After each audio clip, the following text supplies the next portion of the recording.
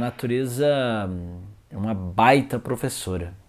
E se você for capaz de desligar um pouquinho os ruídos da mente e olhar com atenção, apreciar, contemplar aquilo que se apresenta à sua frente, então grandes lições podem ser aprendidas sem que se diga uma única palavra.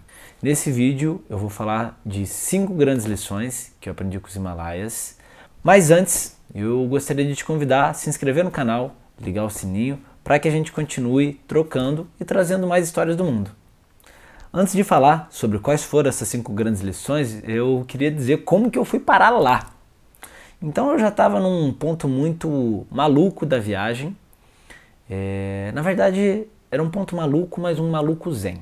Eu tinha acabado de sair de uma sequência de retiros, onde eu tinha feito um mês de um retiro de yoga, uma formação como professor de yoga em Rishikesh, que é considerada a capital do yoga no mundo.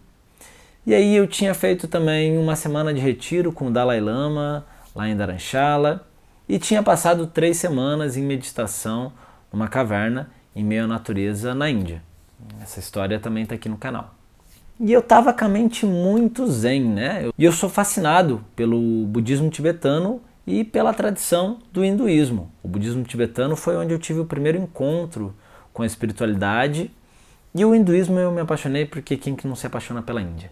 E eu estava indo para o Nepal, e o Nepal fica bem no limite entre a Índia e o Tibete. É um país que fica espremidinho na cordilheira dos Himalaias e representa o encontro dessas duas culturas. Então eu falei, vou para o Nepal e vou passar mais um mês meditando. Tem muitos monges refugiados do Tibete que moram no Nepal. E fui lá decidido, não, eu vou encontrar um templo e vou passar um mês meditando.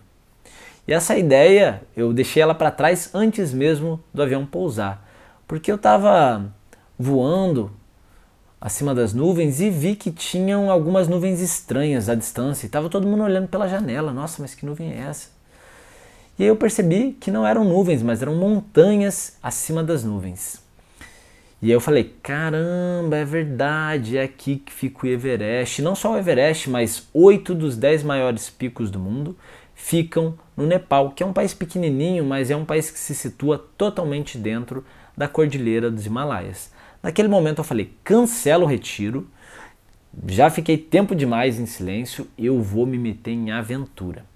Cheguei em Katmandu, a capital do Nepal, e lá só tinha lojas e lojas de equipamentos de aventura e pessoas se preparando para trekking. E eu vi as pessoas assim com botas caríssimas, com bastões de caminhada, com guias, com toda uma equipe, roupas especializadas, e eu com a minha botinha que estava soltando o solado do pé e com pouco dinheiro no bolso, né? Já tinha sido roubado até então 6 vezes. Falei, cara, não posso ficar gastando dinheiro nessas coisas caras. Mas eu falei, vou encarar mesmo assim, vou sustentar. E aí eu acabei me metendo em 2 grandes aventuras. Na verdade foram 3, se for considerar o safari e o ataque dos rinocerontes, mas 2 grandes aventuras nas montanhas dos Himalaias.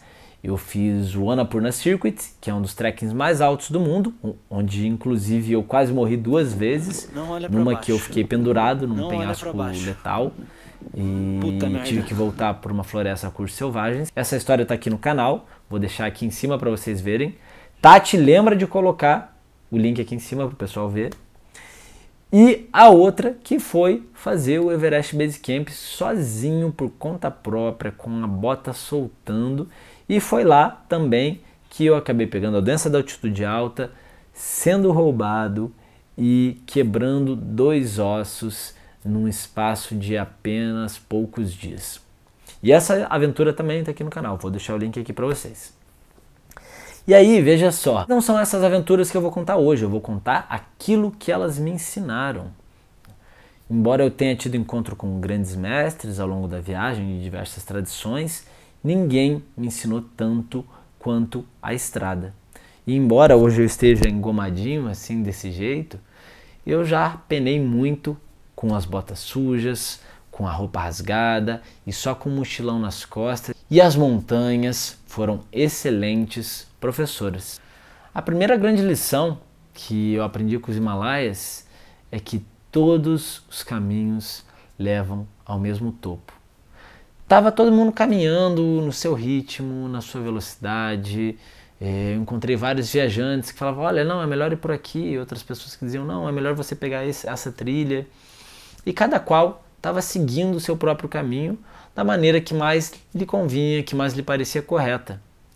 Porém, todos os caminhos levavam ao mesmo cume.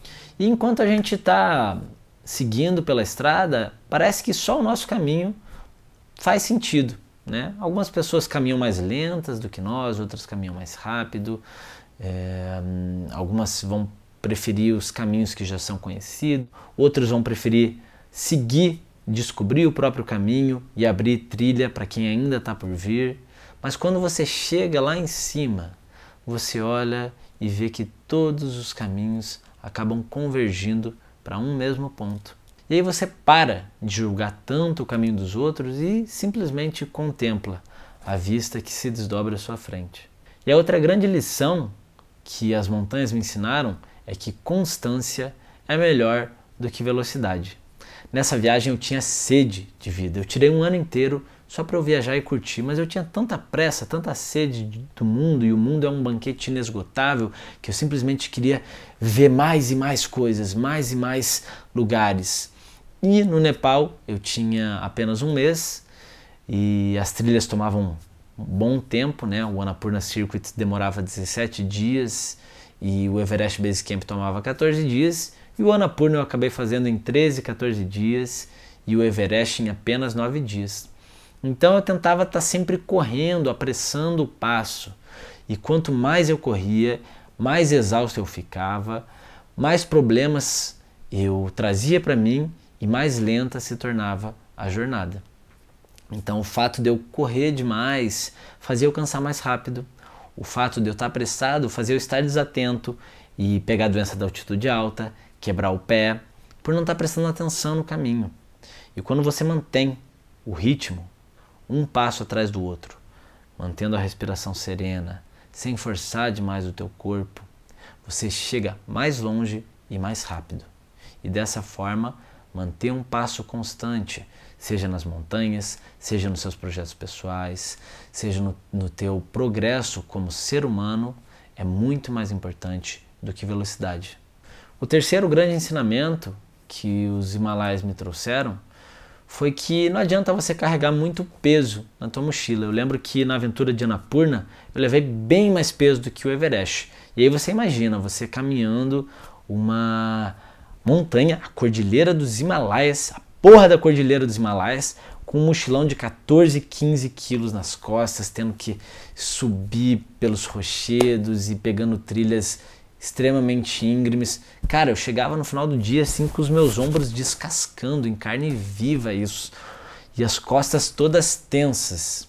E aí quando eu fui pro Everest eu falei, não, peraí, não preciso carregar tanto peso, né? Me desfiz de várias coisas, inclusive livros, roupas que eu não precisava mais. E aí a jornada se tornou mais leve, porque se você carrega muito peso, você se vê forçado a olhar para o chão e acaba não apreciando a paisagem. Algo que deveria ser prazeroso se torna então penoso. E o mais importante, com a mochila cheia, você não tem espaço para receber coisas novas. Lembrando que não são apenas cargas físicas que a gente traz em excesso. A gente também carrega em excesso passado, velhas mágoas, lembranças que deveriam ficar para trás, relacionamentos que já passaram do prazo de validade e opiniões e identidades que não mais nos servem. A quarta e uma das mais importantes lições que eu aprendi subindo as montanhas é que quanto mais próximo do topo você estiver, mais íngreme e difícil vai se tornar a subida. Quando você está quase lá, quando você está quase alcançando, é quando você mais vai se sentir cansado e mais você vai se sentir tentado a desistir. E toda jornada, toda empreitada que você for fazer, vai exigir de você esforço. Caminhar exige esforço. E tem gente que já vai desistir nos primeiros passos, tem gente que vai desistir no meio do caminho e tem gente que vai desistir quase chegando lá. Mas se você tiver a coragem de persistir, fazer esse esforço final, onde parece que você já não vai mais conseguir, onde você está exausto física e emocionalmente, onde parece que aquele grande obstáculo, aquela grande montanha que você está subindo na sua vida não vai ser capaz de transpô-la, se você persistir um pouquinho mais, é justamente lá que vai se revelar uma grande paisagem, o grande tesouro, e tudo que você galgou vai parecer pequeno daquilo que o universo vai te presentear à sua frente. E o quinto e mais importante ensinamento que o Everest e os Himalaias me trouxeram é que não é sobre o destino, é sobre a jornada. Eu lembro que nos primeiros dias eu tinha muita pressa. E por caminhar rápido demais, eu passei batido por cenários magníficos que eu não tive nem a oportunidade de apreciar. E como a gente faz isso com a vida? A pressa em conquistar aquele curso, aquele título, aquele diploma, e depois do diploma conquistar aquele emprego, aquele status social, e construir aquela casa, e então ter os filhos, para depois ver os filhos se formarem, para depois eu poder descansar, e de repente a vida passa e a gente deixou de apreciar os momentos mais preciosos que só se encontram no presente. E pouco a pouco desacelerar o passo, pouco a pouco olhar para o lado, parar para respirar, contemplar a paisagem que se apresenta à sua frente, e aí então você vai compreender que não é sobre a chegada, mas sim sobre a própria estrada. Eu sou André Sem Fronteiras, eu espero honestamente que esse vídeo tenha feito sentido para você. Se você é novo aqui no canal, lembra de clicar no sininho, se inscrever no canal e me conta aqui nos comentários qual foi o grande ensinamento que a estrada trouxe para você. Hariom Tat Sat.